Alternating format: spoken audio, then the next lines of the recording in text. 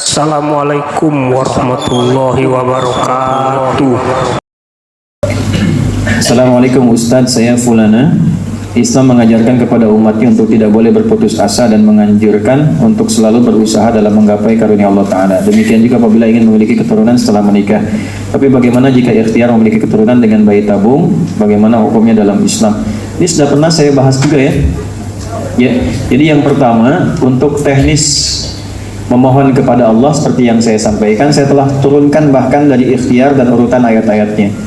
Lihat dulu kondisi medisnya. Dalam konteks ini dokter melihat apa secara medisnya. Misalnya tidak ada masalah sebetulnya, tidak ada persoalan-persoalan tertentu secara medis, hanya ini rezeki yang belum didapatkan, maka tempuh ikhtiar seperti Nabi Zakaria memohon kepada Allah misalnya. Ya, apa diantaranya? Ada Quran surah ke-3 ayat 38 sampai 39.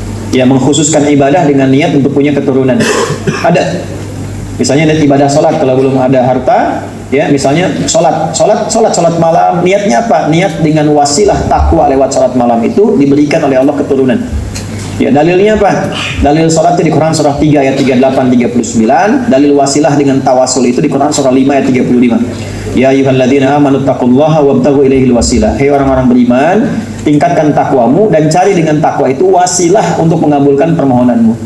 Nah, apa yang permohonan saya? Pengen punya keturunan. Kondisinya begini-begini. Wasilahnya lewat apa? Lewat takwa. Bentuknya bagaimana? Sholat. Dalilnya apa? Quran surah Ali Imran ayat 39-nya. Fanadatul malaikatu wa huwa qa'imun yusalli fil mihrab. Ya, dapat jawaban sedangkan Nabi Zakaria sedang sholat di mihrabnya. Itu salah satu amalannya. Ada lagi apa? Bisa dengan harta, sedekah dengan niat punya keturunan. Wa kanu yusari'una fil khairat. Dan mereka itu bergegas pada kebaikan-kebaikan, rajin sedekah dan seterusnya. Ya, sehingga Allah dengan itu memberikan kesempurnaan wa aslahna lahu zaujah, dan istrinya diperbaiki, ya, diberikan kebaikan pada dirinya, rahimnya kemudian disembuhkan oleh Allah, bisa mengandung dan lahirlah kemudian seorang anak bernama Yahya. Sanad itu di mana? Di Quran surah 21. Ayat berapa? 89 sampai 90. Ya, itu nanti runtutan kisah Nabi dari Nabi Ayub sampai ke ujung, sampai terakhirnya Nabi Yahya. Itu dari ayat 83 dari Nabi Ayub sampai ke ujung tentang kisah Nabi Zakaria alaihissalam. Nah, itu lakukan dulu itu. Lalu ada doa di luar itu. Doanya apa? Di surat ke-19.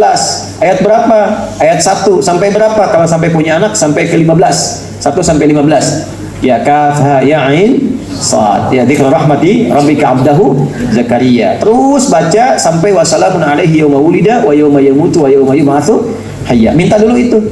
Minta, mohon, beri jeda, beri waktu, minta sama Allah, nanti lihat perkembangannya. Ya, waktu ada di Australia, di Melbourne itu ada keluarga masih muda. Cerita kurang lebih 8 tahun lah. Ya, kondisi itu kami ajarkan demikian, bukan astagfirullah, bukan mengajarkan, hanya men-share ayat. Lalu saya tinggal sholat di satu ruangan, sholat, saya bilang ada mihrab aja nih di sini bikin. Nah, terus di situ jadikan mihrab, doa kurang lebih 3 bulan dari situ. Ya, suaminya telepon, istrinya satu saat di kamar mandi teriak, harus lihat ternyata positif. Ya, mengandung dan diberi nama, minta nama, terus kami beri nama. Anaknya lahir tuh, kami beri nama. Setelah itu alhamdulillah baik-baik, lancar dan sebagainya. Nah, ada kondisi memang secara medis ini tidak memungkinkan. Ya, karena tidak dalam seperti yang kondisi biasanya. Maka apa yang terjadi? Ada perkembangan fikih. Perkembangan fikih pun diatur secara ketat. Kan dunia itu terus berkembang dengan perilaku manusianya. Makanya fikih tidak kaku. Ya, fikih tidak kaku. Dalil-dalil kan sumbernya 4. Sumber utamanya 2, Al-Quran, kemudian hadis. Nah, itu sumber pokok dalil. Berdalil dengan Quran dan Sunnah, dengan hadis butuh metode. Metodenya nanti apa? Satu, kesepakatan ulama dulu, ijma'. Yang kedua, analogi, kias. Kias membentuk kaidah. Kaidahnya disebut qawaid. Qawaid fikih. Jadi fikih itu ilmu untuk meramu sumber hukum menjadi sebuah produk hukum. Ya, dasarnya disebut usul fikih. Dasar itu melahirkan kaidah disebut qawaidul fikih. Ya, misalnya ada usul fikih, di situ ada kaidah al-aslu fil amri al-aslu fil amri lil wujub hatta yadulla dalilu ala khilafihi. Asal dari perintah itu wajib sampai datang dalil yang mengarahkan wajib dari turun hukum. Ya, misal amar bentuk perintah, ya ayyuhan nasu kulu mimma fil ardi halalan thayyiba. Hei semua manusia, makan. Bentuknya perintah, kulu, makanlah kalian. Kalau perintah wajib, berarti kalau ada yang nggak makan dosa.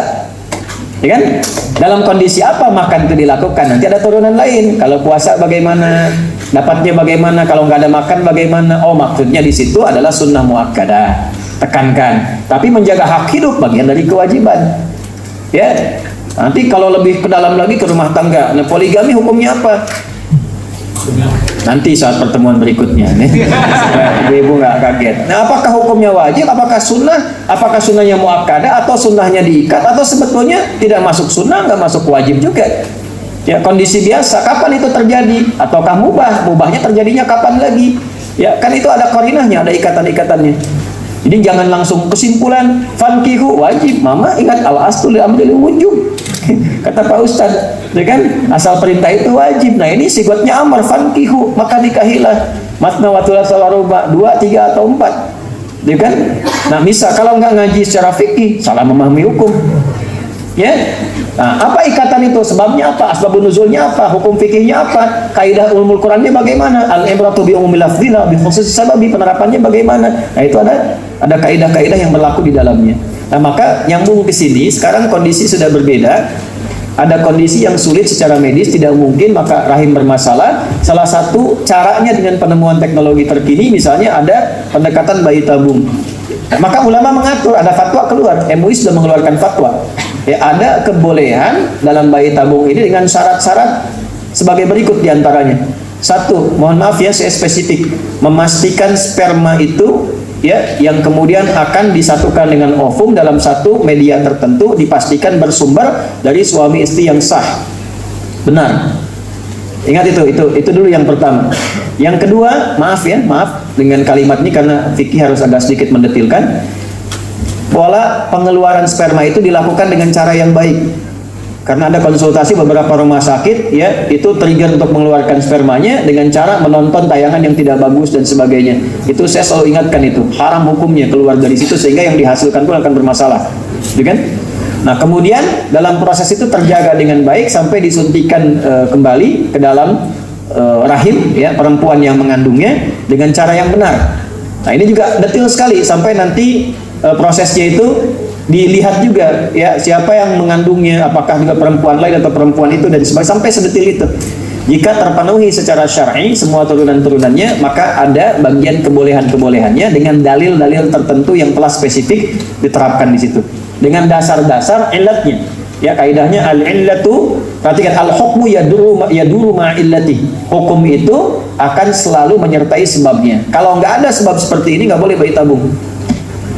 Misal, secara medis biasa saja, normal biasa, melahirkan biasa, mengandung biasa, berhubungan biasa, maka jangan kemudian fitrah itu dialihkan kepada, ya, bayi tabung. Ini nggak diperkenankan. Atau istri nggak pengen mengandung, pengen titipin pada rahim orang lain dengan dibayar, nggak boleh dalam Islam. Dengan alasan demikian, sepanjang dia bisa mengandung. Jelas ya? Dan turunan lainnya pun fikihnya sangat detail sekali.